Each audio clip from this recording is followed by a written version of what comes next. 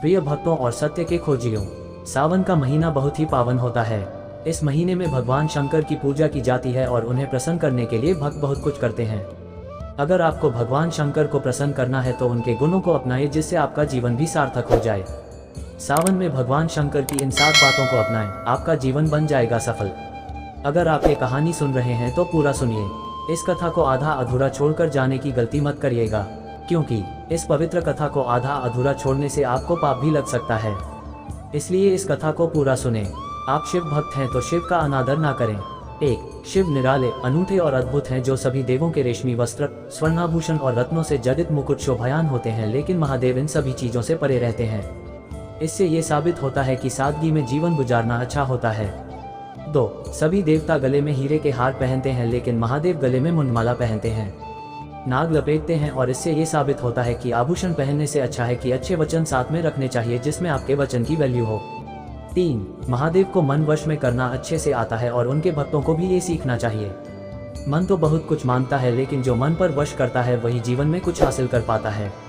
4. महादेव के हाथ में त्रिशूल है, जो शक्ति का प्रतीक होता है। इंसान को अपने हाथ से ऐसे काम करना चाहिए जिससे कोई गलत काम ना हो और आपकी शक्ति भी बरकरार रहे। 5. महादेव ना महल में रहते हैं और ना ही साधारण घर में रहते हैं। इंसान को महंगे घर में रहना है, ऐसा सोचने से अच्छा है कि ईमानदारी से जहां रहे वहीं को अपना घर बना ले। जैसा देश वैसा भेष इंसान के अंदर होना चाहिए।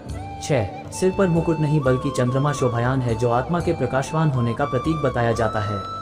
इंसान को भी ऐसा ही होना चाहिए। 7. शिव जी को भांग प्रिय है, जो एकाग्रता और भीतर के कुमारी का प्रतीक बताया गया है, लेकिन शंकर जी ने ये विष भी पिया था जिससे समाज का कल्याण हो सके। आज मैं आपके सामने एक ऐसे व्यक्ति के बारे में बात करने के लिए खड़ा हूँ जो समय और स्थान से परे है, शक्ति, ज्ञान और परिवर्तन का प्रतीक है, भगवान शिव, जिन्हें देवों के देव महादेव भी कहा जाता है। हिंदू देवताओं के विशाल देवालय में भगवान शिव का एक अद्वितीय और गहरा स्थान है। वह सिर्फ एक भगवान नहीं है, बल्कि प्रेरणा का स्रोत और आत्म खोज के मार्ग पर एक मार्गदर्शक प्रकाश हैं। एक योगी के रूप में भगवान शिव का चित्रण हमें आंतरिक अन्वेषण और आत्म निपुणता के महत्व की याद दिलाता है। उनका गहन ध्यान और तपस्या हमें सिखाती है कि अपना ध्यान अंदर की ओर केंद्रित करके हम अप्रयुक्त क्षमता को अनलॉक कर सकते हैं और सच्ची महानता प्राप्त कर सकते हैं। आज की तेज तर्रार दुनिया में, जहां ध्यान भटकाना बहुत अधिक है, अपने भीतर से जुड़ने के लिए शांति और आत्मनिरीक्षण के क्षणों को खोजना महत्वपूर्ण है। शिव का नृत्य, तांडव, सृजन और विनाश के चक्र का प्रतिनिधित्व करता है, हमें याद दिलाता है कि परिवर्तन अस्तित्व का एक अंतर्निहित हिस्सा है।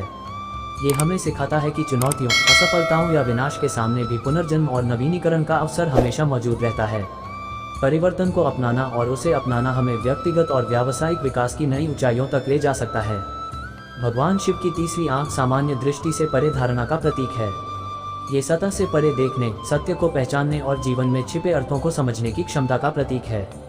ये हमें व्यापक परिप्रेक्ष्य विकसित करने, ज्ञान प्राप्त करने और अपने सभी प्रयासों में ज्ञान के लिए प्रयास करने का महत्व सिखाता है। भगवान शिव की जटाओं से होकर बहने वाली गंगा पवित्रता और पुनर्जीवन का प्रतिनिधित्व करती है। जिस तरह गंगा स्वच्छ और पुनर्जीवित करती है, उसी तरह हमें अपने मन से नकारात्मकता, संदेह और भय को भी साफ करना चाहिए। ऐसा करके हम सकारात्मकता, रचनात्मकता और नवीनता के पनपने के लिए जगह बनाते हैं। भगवान शिव से जुड़े सबसे शक्तिशाली प्रतीकों में से एक उनके गले में लटका हुआ सांप है। ये भय और मृत्यु दर पर उनकी महारत को दर्शाता है।